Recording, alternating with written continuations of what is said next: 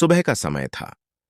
आसमान अभी तक गहरे नीले और धूसर रंगों की परतों में ढका हुआ था, जैसे किसी ने रात के पर्दे को धीरे धीरे खिसकाना शुरू किया हो। पर सूरज की पहली किरण अभी धरती तक नहीं पहुंची थी। ठंडी हवा में ओस की हल्की नमी थी, जो हड्डियों तक उतरकर सिहरन पैदा कर रही थी। पक्की सड़क के दोनों किनारों पर बरगद और पीपल के पुराने पेड़ अपनी चौड़ी शाखाओं से मानो आसमान को सहारा दे रहे थे। पत्तियों पर टिकी ओस की बूंदें हर झोंके के साथ हल्के हल्के कांप रही थीं, और जैसे ही कोई बूंद नीचे गिरती, जमीन पर पड़ी हल्की धूल में मिलकर गुम हो जाती। सड़क के दूर छोर पर दूध वालों की साइकिल की घंटियों की आवाज एक एक कर गूंज रही थी। कभी कभी किसी कुत्ते के भौंकने की आवाज इस सन्नाटे को तोड़ देती, फिर सब कुछ दोबारा शांत हो जाता। सब्जियों से लदे ठेलों की चरमराहट अब धीरे धीरे पास आ रही थी।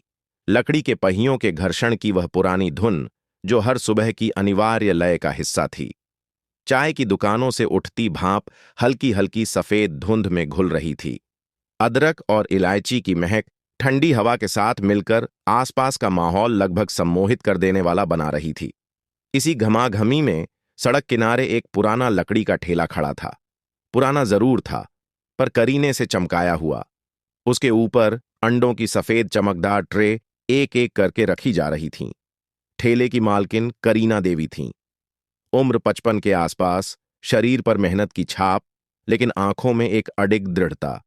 उनके चेहरे की झुर्रियों में कई सालों की थकान दर्ज थी, पर उनमें किसी तरह की हार नहीं, बल्कि एक शांत साहस झलकता था। उनकी हथेलियों की नसें उभरी हुई थीं, उंगलियां ठंड से सिकुड़ीं, मगर हर ट्रे को रखते समय वे जितनी सावधानी बरत रही थीं, उतनी शायद कोई कलाकार अपनी पेंटिंग पर आखिरी ब्रश स्ट्रोक लगाते समय भी न बरते। करीना देवी की जिंदगी अब इसी ठेले पर टिकी थी। कई साल पहले उनके पति का अचानक निधन हो गया था। तब से उन्होंने किसी पर बोझ न बनने की ठान ली थी। सुबह 4 बजे उठना, थोक मंडी से ताजे अंडे लाना और फिर इस सड़क किनारे उन्हें बेचना, यही उनकी रोजी रोटी थी। शरीर अब उम्र के साथ थक चुका था। कमर में पुराना दर्द अक्सर रात में जगा देता था, पर उनके हौसले में कभी दरार नहीं आई। उन्हें बस अपनी इकलौती बेटी सरिता की पढ़ाई और नौकरी की फिक्र थी। सरिता अब बड़े शहर में काम करती थी, सरकारी नौकरी, अच्छा वेतन। लेकिन करीना देवी कभी अपनी तकलीफें बेटी पर नहीं डालतीं। फोन पर हमेशा यही कहतीं, सब ठीक है, तू बस अपना काम कर।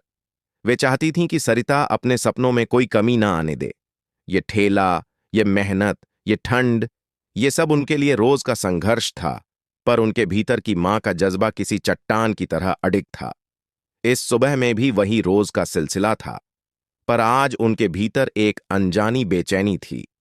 अंडों की गिनती करते समय उन्होंने महसूस किया कि दिल कुछ तेज धड़क रहा है, जैसे कोई अनकहा डर उनके चारों ओर तैर रहा हो।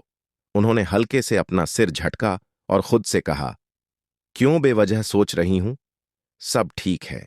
फिर भी आंखों के कोनों में चिंता की लकीरें और गहरी हो गईं। करीना देवी ने आखिरी ट्रे को ठेले के किनारे रखा और एक गहरी सांस ली।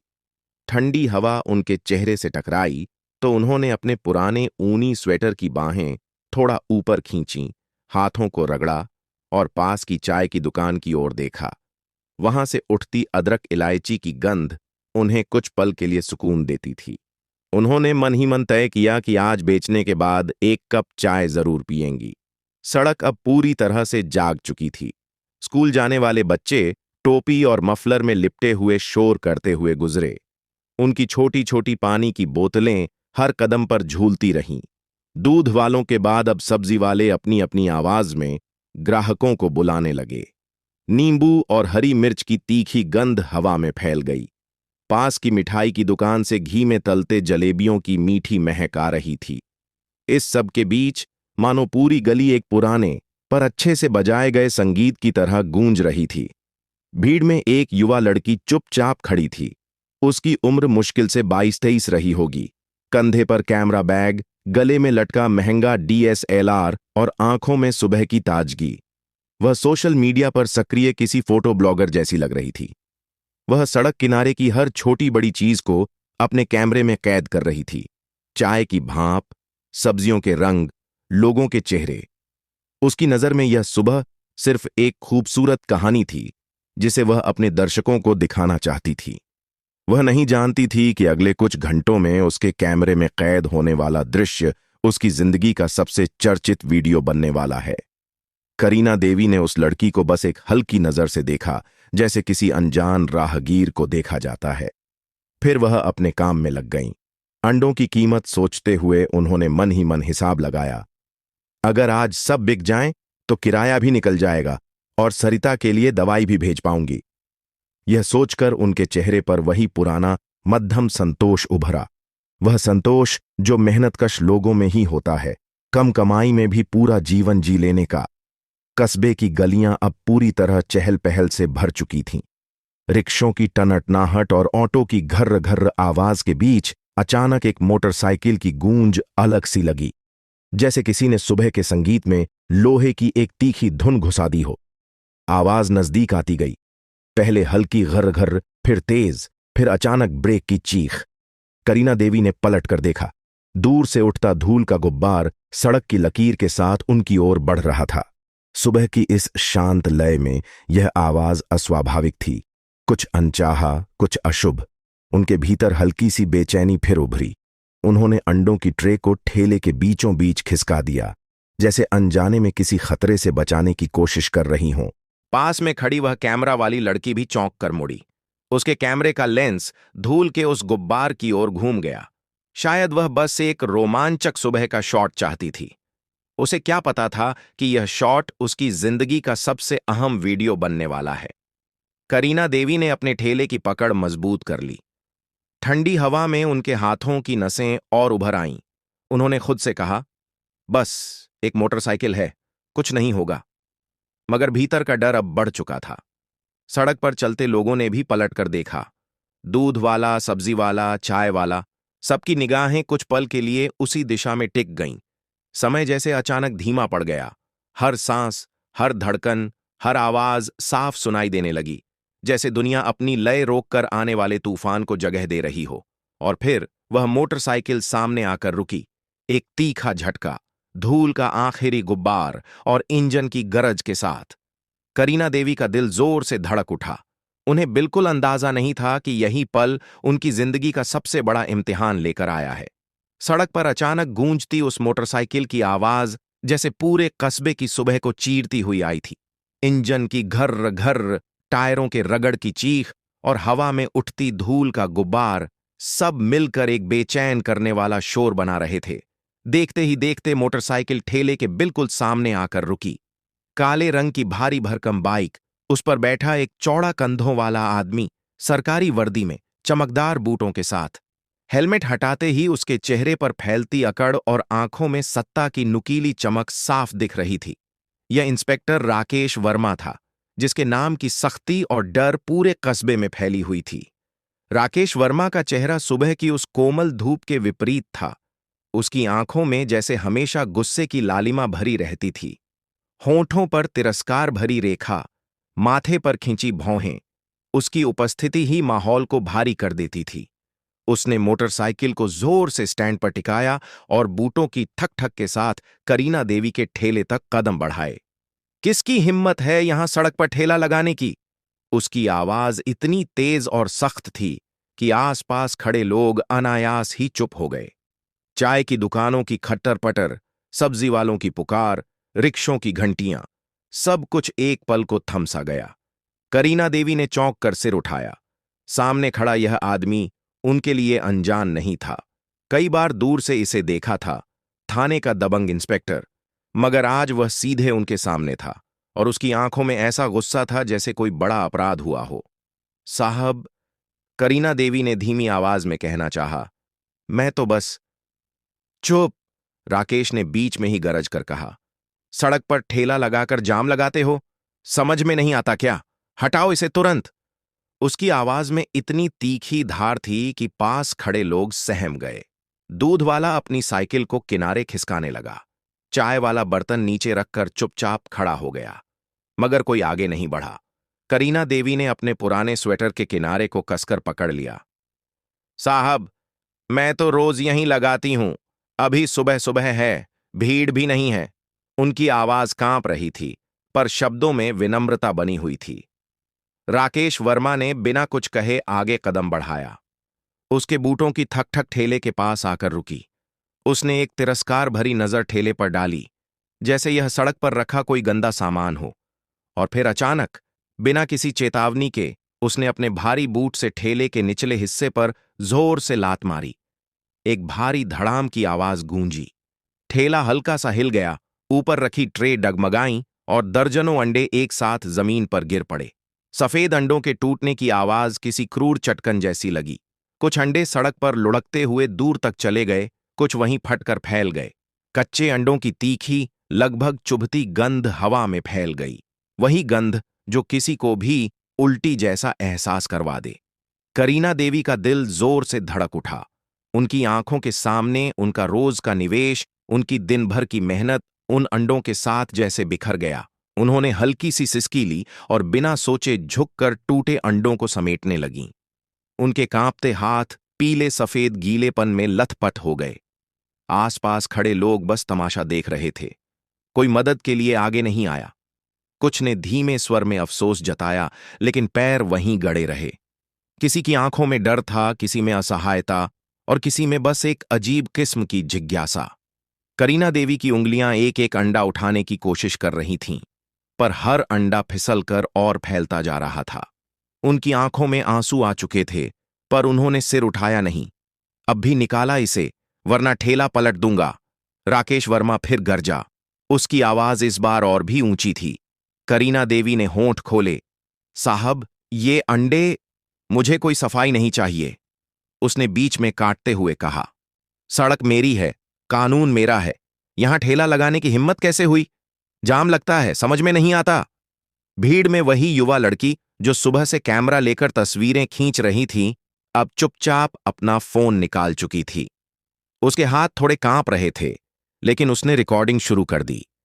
कैमरे के लेंस में राकेश की हर हरकत, हर अपमानजनक शब्द, हर तिरस्कार का पल कैद हो रहा था। उसके दिल की धड़कन तेज थी।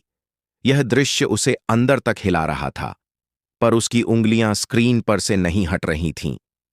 करीना देवी ने टूटे अंडों की गंध में सांस लेने से बचने के लिए हल्का सा चेहरा घुमा लिया।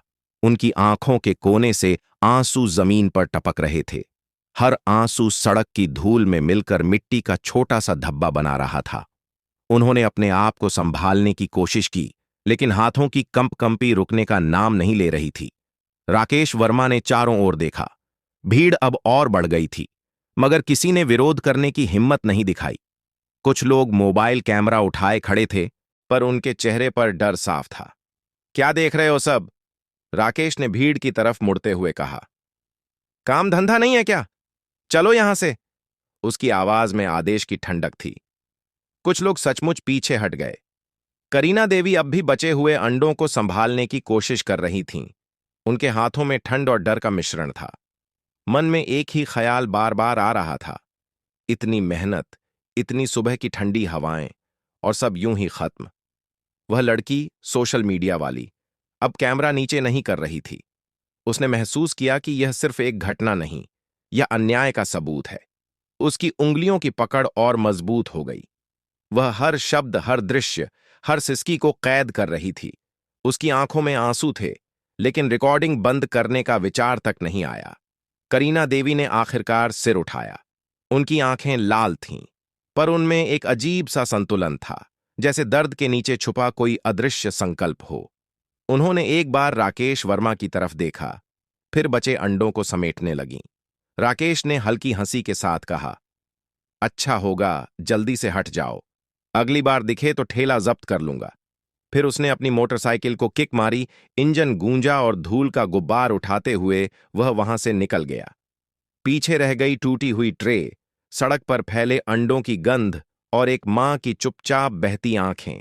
भीड़ धीरे धीरे छंटने लगी। कुछ लोग धीमे स्वर में बड़बड़ाते हुए चले गए। गलत हुआ, किसी को रोकना चाहिए था, लेकिन कोई ठहरा नहीं। चाय की दुकानों की खट्टर पटर दोबारा शुरू हो गई। सब्जी वालों की पुकार फिर से गूंजने लगी, जैसे यह घटना भी सुबह के शोर में घुलकर खत्म हो जाएगी। लेकिन ऐसा नहीं हुआ। पास खड़ी वह लड़की अब भी वहीं थी। उसने रिकॉर्डिंग बंद की, पर फोन को कसकर पकड़े रही। उसके चेहरे पर आक्रोश और बेचैनी दोनों थे। उसने एक लंबी सांस ली और कैमरा बैग को कंधे पर टांगते हुए चुपचाप वहां से चली गई। उसके मन में एक ही ख्याल था, यह वीडियो लोगों को देखना चाहिए, कोई ना कोई तो बोलेगा। करीना देवी अपने टूटे अंडों के बीच बैठी थीं। उन्होंने धीरे धीरे गंदे हाथों से आंखें पोंछीं और बचे हुए अंडों को फिर से गिना। हर अंडा उन्हें अपने दिन की मेहनत का हिस्सा लगता था। हवा में अब भी अंडों की कच्ची गंध और अपमान की भारी चुप्पी घुली हुई थी। उस पल सुबह की वह ठंडी हवा भी जैसे किसी अनजान आग में बदल गई थी। सुबह की उस घटना के बाद कस्बा ऊपर ऊपर से अपने पुराने ढर्रे पर लौट आया, मगर हवा में कुछ बदल चुका था। टूटे अंडों की गंध और इंस्पेक्टर की गूंजती आवाज जैसे पतली परत बनकर गलियों में चिपक गई थी। लोग फिर से अपनी दुकानों पर लौट आए, बच्चे स्कूल की ओर निकल गए। चाय वालों की उबलती केतली ने भाप का बादल उठाया, लेकिन भीतर कहीं एक अनकही बेचैनी थी। उसी बेचैनी का असली कारण कस्बे को अभी पता नहीं था। पास खड़ी उस युवा लड़की के हाथ में कैद हुआ वह वीडियो। उसने ठेला, टूटे अंडे, इंस्पेक्टर की चीख और भीड़ की खामोशी सब रिकॉर्ड किया था। भीड़ से दूर जाते हुए उसकी सांसें अब भी तेज चल रही थीं। उसके फोन की स्क्रीन पर रिकॉर्डिंग का लाल निशान बुझा तो उसने पलटकर ठेले की ओर आखिरी बार देखा। करीना देवी जमीन पर झुकी टूटी ट्रे समेट रही थीं। लड़की ने होंठ भींचे और बिना किसी से कुछ कहे अपनी स्कूटी की ओर बढ़ गई। घर लौटते हुए उसकी आंखों के सामने वही दृश्य दोहराता रहा। अहंकार भरी वर्दी, बूटों की लात और वह बूढ़ी मां की चुप्पी। उसने तय कर लिया कि यह वीडियो बस फोन में दबाकर नहीं रखेगी। दोपहर तक वीडियो उसके लैपटॉप पर ट्रांसफर हो चुका था। उसने फुटेज देखा, आवाजों को साफ किया, फ्रेम के शुरुआती हिस्से को क्रॉप किया और कैप्शन टाइप किया। एक बुजुर्ग महिला का कसूर सिर्फ इतना कि उसने सड़क किनारे अंडे बेचे। देखिए कैसे एक पुलिस अधिकारी ने उसकी रोजी रोटी को पैरों तले रौंदा। उसने एक बार गहरी सांस ली, फिर सोशल मीडिया पर पोस्ट कर दिया। सबसे पहले यह वीडियो स्थानीय फेसबुक ग्रुप्स में घूमने लगा। कुछ ही घंटों में शेयर, कमेंट, गुस्से और सहानुभूति की लहर उमड़ पड़ी। "यह है हमारा कानून", किसी ने लिखा। "इस इंस्पेक्टर को सस्पेंड करो", दूसरे ने। लोग नाम पूछने लगे, जगह का पता लगाने लगे। इंस्टाग्राम पर रिपोस्ट की बाढ़ सी आ गई। ट्विटर, या अब जिसे लोग एक्स कहते थे, पर हैशटैग जस्टिस फॉर एक्सेलर ट्रेंड करने लगा। शाम तक यह वीडियो कस्बे की सीमाओं से बाहर निकलकर जिला मुख्यालय तक पहुंच चुका था। न्यूज पोर्टल्स ने इसे उठाया। स्थानीय न्यूज चैनलों ने रात के बुलेटिन में दिखाना शुरू किया। अगले ही पल गुस्से में भरे लोग इंस्पेक्टर के खिलाफ टिप्पणियां करने लगे। इधर कई किलोमीटर दूर जिला कलेक्टरेट की एक इमारत में सरिता अपनी मेज पर बैठी थी।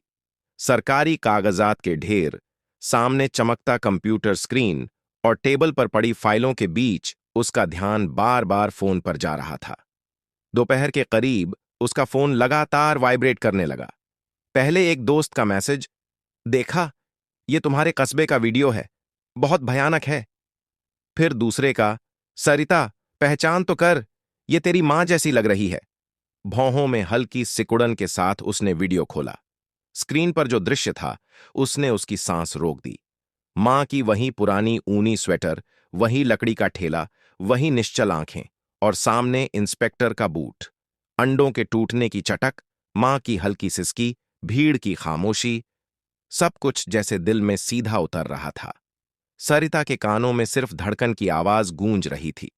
पल भर को उसने चाहा कि यह सपना हो, कोई और हो, लेकिन हर फ्रेम, हर झुर्री, हर हरकत बता रही थी, यह उसकी अपनी मां है। कुर्सी पर बैठे बैठे उसकी उंगलियां सुन्न पड़ गईं। फिर भीतर कुछ टूटा, कुछ उबल पड़ा। यादों का सैलाब उमड़ आया। बचपन की ठंडी सुबहें, जब मां उसे गोदी में लेकर मंडी जाती थीं। बरसात की रातें, जब मां छतरी थामे अंडों की टोकरियां ढकतीं ताकि सुबह माल बिक सके। हर त्याग, हर संघर्ष अचानक इतने साफ होकर आंखों के सामने आ गए कि उसका गला भर आया। उसने गहरी सांस ली, टेबल पर रखी फाइलें एक तरफ खिसकाईं और मोबाइल कसकर पकड़ा। ऑफिस का माहौल अचानक दूर लगता था, सहकर्मियों की आवाजें, टाइपराइटर की खटखट, सब धुंधली। उसकी निगाह सिर्फ मां के चेहरे पर टिकी थी, जो वीडियो के आखिरी सेकंड तक टूटे अंडों के बीच झुकी रह गई थी। उस पल सरिता के भीतर जो संकल्प उठा, वह ठंडी आग जैसा था। बाहर से शांत, अंदर से भयंकर। वह कुर्सी से उठी, किसी को कुछ कहे बिना अपनी सरकारी फाइलें समेटीं, बैग उठाया और बाहर निकल गई। कॉरिडोर में उसके कदम तेज थे, पर चेहरे पर कोई जल्दबाजी नहीं। आंखों में लोहे जैसी सख्ती और होठों पर एक ठंडी रेखा। कार तक पहुंचते ही उसने वर्दी का कोट उतारकर पिछली सीट पर फेंक दिया। उसने तय कर लिया था कि घर लौटने से पहले किसी को कुछ नहीं बताएगी। रास्ते भर ड्राइव करते हुए बचपन के दृश्य बार बार याद आते रहे। मां की हथेलियों की गर्माहट, स्कूल की फीस के लिए रातों को जाग कर अंडे गिनने का उनका तरीका, और वह दिन जब बुखार में भी मां ने ठेला नहीं छोड़ा था। हर याद उसके भीतर उबाल बढ़ा रही थी, मगर उसका चेहरा अब भी निर्विकार था। सड़क के हर मोड़ पर गाड़ियां दिखतीं, पर उसे सिर्फ मां की छवि दिख रही थी, टूटे अंडों के बीच झुकी, भीड़ के बीच अकेली। उसने स्टीयरिंग कसकर पकड़ा। घर पहुंचने पर दरवाजा खोलते ही उसे वहीं जानी पहचानी गंध मिली, हल्दी और चूल्हे की गर्माहट। रसोई में करीना देवी चुपचाप बर्तन धो रही थीं।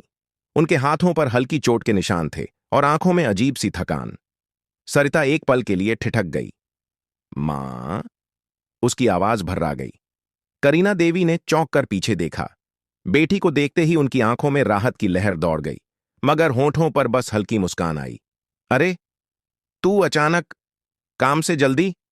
सरिता उनके पास गई और बिना कुछ कहे मां का चेहरा अपने हाथों में ले लिया। दोनों की आंखें भर आईं। शब्द अनकहे रहे, मगर सब कह गए। करीना देवी ने सिर झुका लिया। बिटिया, वो बस कुछ नहीं, छोटी सी बात थी। सरिता ने हल्की पर अडिग आवाज में कहा। अब छोटी नहीं रही मां। उसने मां के हाथों को कसकर पकड़ा। भीतर का संकल्प अब शब्द बन चुका था, ठंडा, स्पष्ट, अटल। जिसने यह किया है उसे जवाब देना होगा, उसने धीमे पर दृढ़ स्वर में कहा। यह अपमान अब बर्दाश्त नहीं होगा। करीना देवी ने बेटी की आंखों में देखा। वहां सिर्फ गुस्सा नहीं, बल्कि कानून की नपी तुली दृढ़ता थी। बाहर शाम ढल रही थी। आसमान में हल्की लालिमा थी, जैसे सूरज ने खुद को धीरे धीरे आग में डुबो दिया हो। लेकिन इस घर के भीतर अब एक नई सुबह की आहट थी। एक ऐसी सुबह जो न्याय और सम्मान की लड़ाई की शुरुआत कर रही थी। रात गहरी हो चुकी थी। कस्बे के पुराने मोहल्लों में पीली स्ट्रीट लाइटें धुंध के बीच किसी बुझते चिराग की तरह टिमटिमा रही थीं। हवा में दिसंबर की ठंड उतर आई थी और दूर कहीं कुत्तों के भौंकने की आवाजें खाली सड़कों पर गूंज रही थीं। लेकिन सरिता के भीतर का तापमान उलटा था। सिर से पांव तक शांत लावा जैसा उबलता गुस्सा। मां की आंखों में देखा गया वह असहाय दर्द अब किसी भी कीमत पर अनदेखा नहीं किया जा सकता था। सुबह होने से पहले ही वह उठ गई। नीले रंग का साधारण सलवार सूट पहना, चेहरे पर कोई मेकअप नहीं, आंखों में एक स्थिर सख्ती। मोबाइल और कुछ दस्तावेज छोटे बैग में रखे। बाहर जाते समय मां ने हल्का विरोध किया। बिटिया, अब जाने का क्या काम? रात बहुत ठंडी है। सरिता ने सिर्फ एक नजर मां पर डाली। उस नजर में इतना भरोसा और निर्णय था कि करीना देवी चुप रह गईं। सड़क लगभग सुनसान थी। कुछ दूध वाले और अखबार की गाड़ियां ही दिखाई दे रही थीं। आसमान के काले पर्दे में दूर कहीं हल्की लालिमा थी, जैसे किसी बड़े विस्फोट से पहले की चेतावनी। थाने तक का रास्ता उसने बिना किसी झिझक के तय किया। हर कदम नपे तुल्ले, मगर भीतर एक धड़कन तेज होती जा रही थी। थाने का मुख्य गेट जैसे किसी पुराने किले का दरवाजा हो। लोहे की सलाखों पर धूल की परत जमी थी। चौकीदार अंगड़ाई लेकर कुर्सी से उठा और उबासी दबाते हुए बोला, किससे मिलना है? एसआई संदीप सिंह से, सरिता ने शांत स्वर में कहा। चौकीदार ने बिना सवाल किए दरवाजा खोला। शायद उस आवाज में छुपी ठंडी दृढ़ता ने उसे रोकने की हिम्मत नहीं दी। थाने का आंगन वीरान था।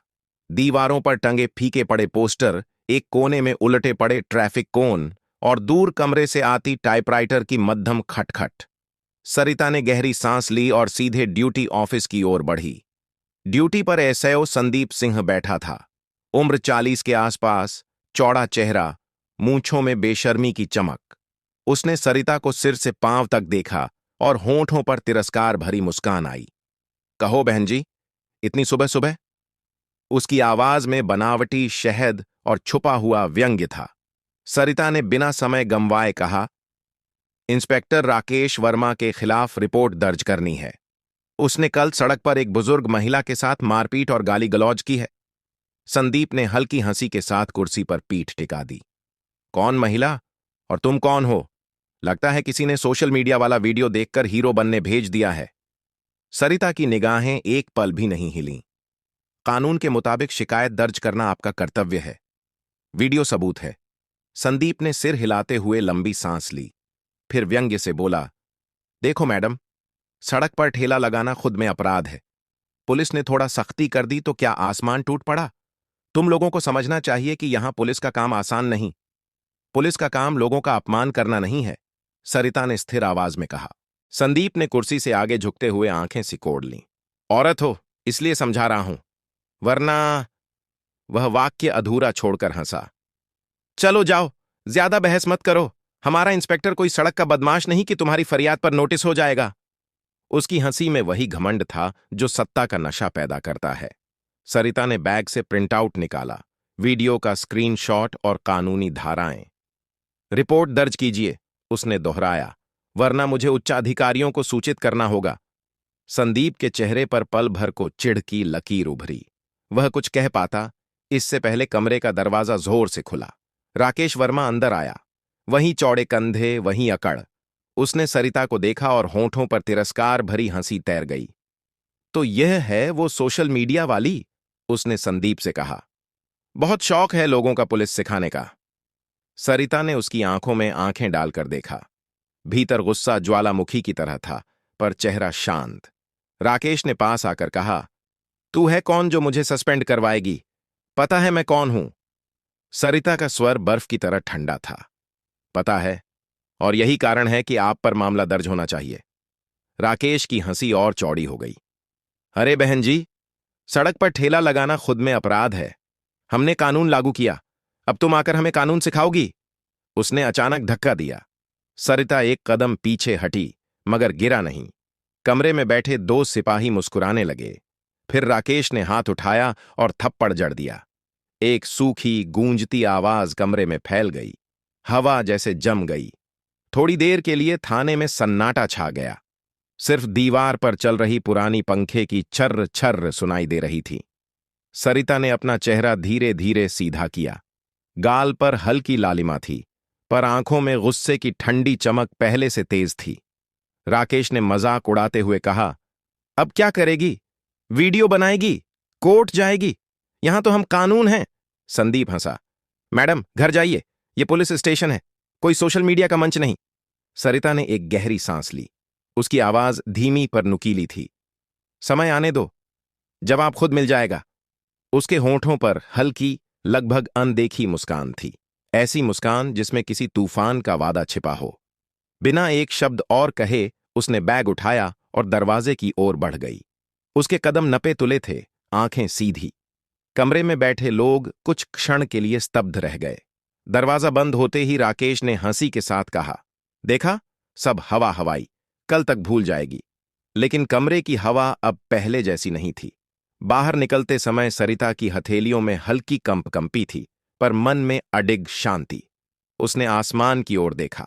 सुबह का उजाला अब पूरी तरह फैल चुका था। लालिमा सुनहरी में बदल रही थी, जैसे खुद प्रकृति ने आने वाले न्याय की प्रस्तावना लिख दी हो। उसने मन ही मन ठान लिया, अब यह मामला सिर्फ एक थप्पड़ का नहीं, बल्कि उस कानून और ईमान की लड़ाई है जिसे उसकी मां ने हर दिन अपनी मेहनत से जिया है। सुबह असाधारण रूप से साफ थी, जैसे रात ने खुद अपनी राख झाड़ दी हो। धूप ओस से भीगी पत्तियों पर छोटे छोटे चाकुओं की तरह चमक रही थी, पर हवा में वह नपी तुली बेचैनी बनी हुई थी जो किसी आसन्न बदलाव का संकेत देती है। थाने की दीवारें रात की नमी पीकर और गहरी लग रही थीं। गेट पर तैनात सिपाही बार बार घड़ी देखता, फिर सड़क की ओर झांकता। किसी ने कुछ घोषणा नहीं की थी, पर सबको पता था आज कोई सामान्य दिन नहीं होगा। 9:03 पर दूर से सायरनों की आवाज उठी, पहले हल्की, फिर लगातार पास आती हुई। 2 पुलिस जीपें, उनके पीछे चमकदार काली सरकारी गाड़ी और उसके बाद एक एक करके सुरक्षा वाहन। काफिला थाने के बाहर आकर बिना हड़बड़ी के पर बिल्कुल सटीक अनुशासन में रुका। हवा जैसे थम गई। दरवाजा खुला। काली गाड़ी से सरिता उतरी। सीधी रीढ़, नप्पी तुली चाल और चेहरे पर ऐसी स्थिरता जैसे भीतर उबलते लावे पर बर्फ की मोटी चादर बिछी हो। लोगों के लिए वह वही लड़की थी जो कल थाने से एक ठंडी मुस्कान छोड़कर चली गई थी, पर आज उसकी चाल, उसके साथ आए काफिले का अनुशासन और आसपास खड़े अफसरों की मुद्रा साफ बता रही थी। जनता गलत पहचान पर खड़ी थी, वह खुद नहीं। आज वह जिले की सर्वोच्च कार्यकारी शक्ति की तरह खड़ी थी। आवाज में वह अधिकार था जिसे कोई बिल्ला नहीं, जिम्मेदारी देती है। मस्टर लाइनअप, साथ खड़े अतिरिक्त पुलिस अधीक्षक ने कहा। आंगन में तैनात स्टाफ दो कतारों में खड़ा हुआ। कुछ चेहरे पर जिज्ञासा, कुछ पर बेचैनी। ठीक सामने बाएं हाथ की कतार में एसआईओ संदीप सिंह, दाएं में इंस्पेक्टर राकेश वर्मा।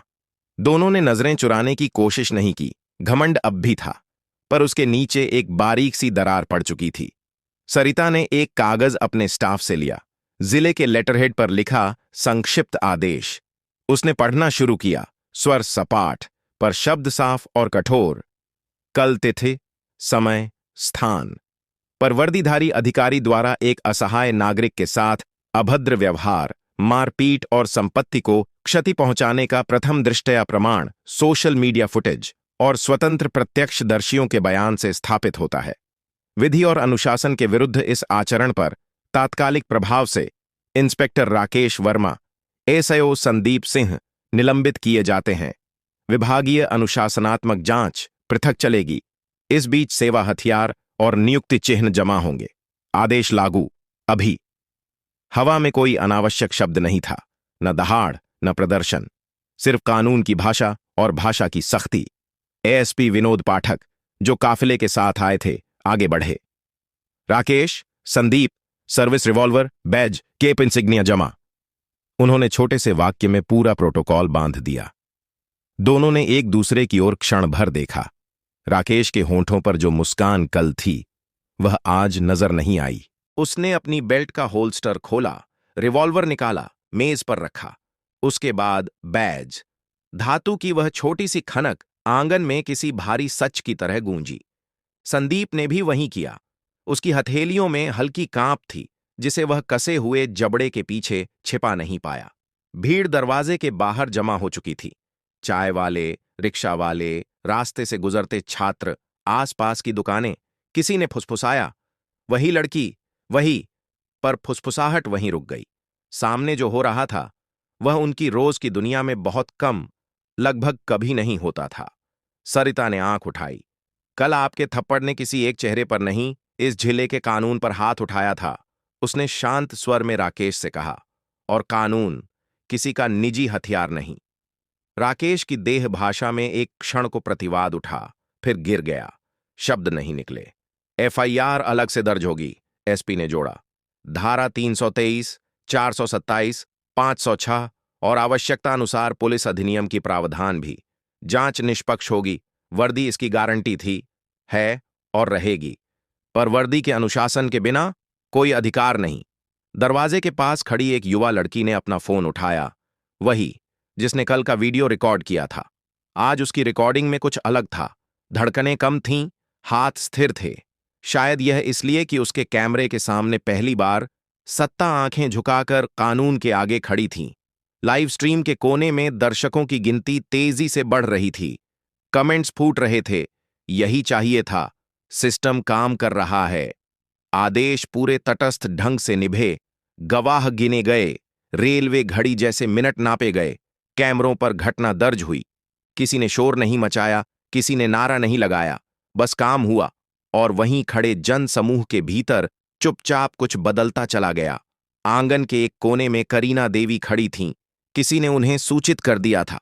पुराना ऊनी स्वेटर, वही संयमित देह भाषा, आंखों में नमक सी चमक। सरिता की नजर उन पर गई, पर उसने कोई प्रदर्शन नहीं किया। वह सीधी मां के पास चली गई, न बहुत पास न बहुत दूर। मां, चलें। आवाज में वही सुबह वाली शांति। करीना ने धीमे से सिर हिलाया। उनकी आंखों में न विजयी चमक थी, न शिकायत, बस एक भारी सी राहत, जो वर्षों के बोझ के बाद कंधों से उतरती है। चलते चलते सरिता रुकी, भीड़ की ओर मुड़ी।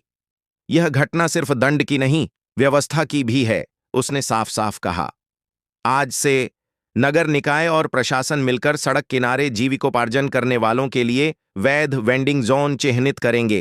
पहचान पत्र दिए जाएंगे। सुबह के ट्रैफिक के हिसाब से समय खंड तय होंगे, ताकि रोजगार भी बचे और सड़क भी।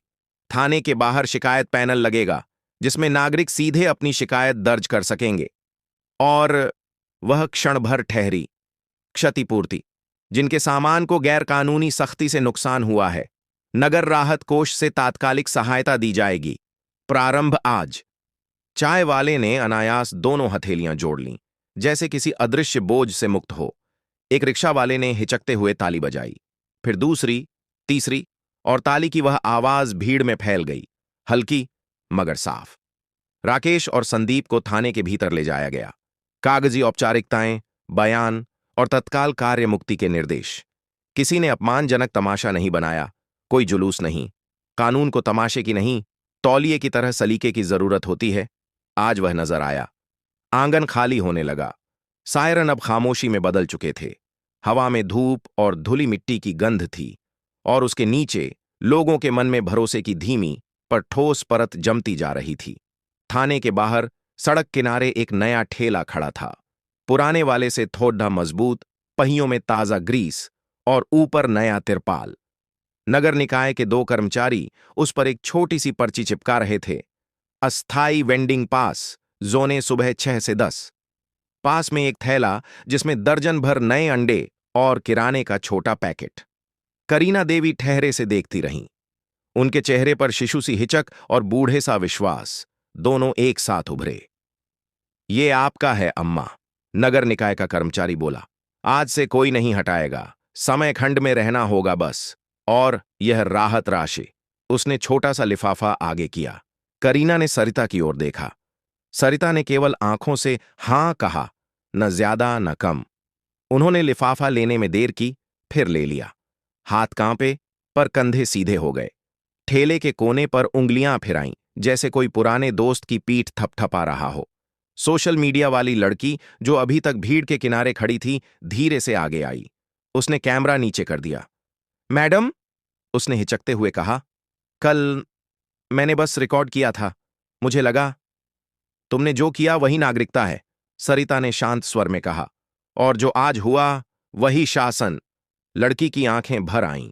उसने गर्दन हिलाई, फिर थोड़ी दूर जाकर फोन वापस ऑन किया।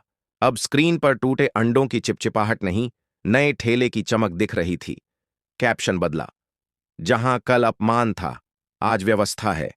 Hashtag justice for x seller से हैशटैग डिग्निटी फॉर वर्कर्स। भीड़ धीरे धीरे छंटने लगी। दुकानदार अपनी अपनी दिनचर्या में लौटे, पर कदम हल्के थे, जैसे किसी ने उनके कंधों से अदृश्य बोझ उतार दिया हो। सरिता ने मां के ठेले पर रखा एक अंडा उठाया, 2 उंगलियों के बीच थाम कर पल भर के लिए धूप में ताना। नाजुक पर संपूर्ण। ज्यादा सख्ती से पकड़ो तो टूट जाएगा, उसने मन ही मन सोचा, और ढीला छोड़ो तो लुढ़क जाएगा। व्यवस्था भी कुछ इसी तरह है। उसने अंडा सावधानी से ट्रे पर रख दिया। चेहरे पर वहीं ठंडी अडिग रेखा। भीतर ज्वालामुखी अब शांत था। लावा पत्थर बन चुका था। चलती हूं मां, उसने धीमे से कहा। खाना बन के रख दूं? आवाज में वही पुराना अपनापन, जिसमें आज एक नई गरिमा जुड़ गई थी। आज मैं लौटकर बनाऊंगी, सरिता मुस्कुराई, बहुत हल्की पर सचमुच की मुस्कान। काफिला वापस चल पड़ा। सायरन नहीं बजे, अब जरूरत नहीं थी। सड़क पर चीड़ियों की आवाजें थीं, दुकानों की खटर-पटर और चाय की केतली का उछाल। वहीं सुबह, पर उसकी रीढ़ में अब इस्पात था। थाने के बोर्ड पर धूप फिसलकर ठहरी। अक्षरों के बीच झिलमिलाहट थी। किसी ने धीरे से कहा, आज पहली बार लगा कि कागज पर लिखा कानून दीवार से उतरकर सड़क पर चला है। करीना देवी ने ठेले के नीचे ईंटों का सहारा सीधा किया, तिरपाल कोनों से खींचकर समतल किया और धीरे से पहला अंडा ग्राहक के थैले में रखा। धूप में अंडे का सफेद खोल चमका, जैसे किसी लंबे दफन सन्नाटे पर रोशनी की बारीक रेखा खिंच गई हो। और शहर, जो कल तक शर्म की दुर्गंध से अटा था, आज उसी जगह एक नई साफ खुशबू से भरने लगा, भरोसे की।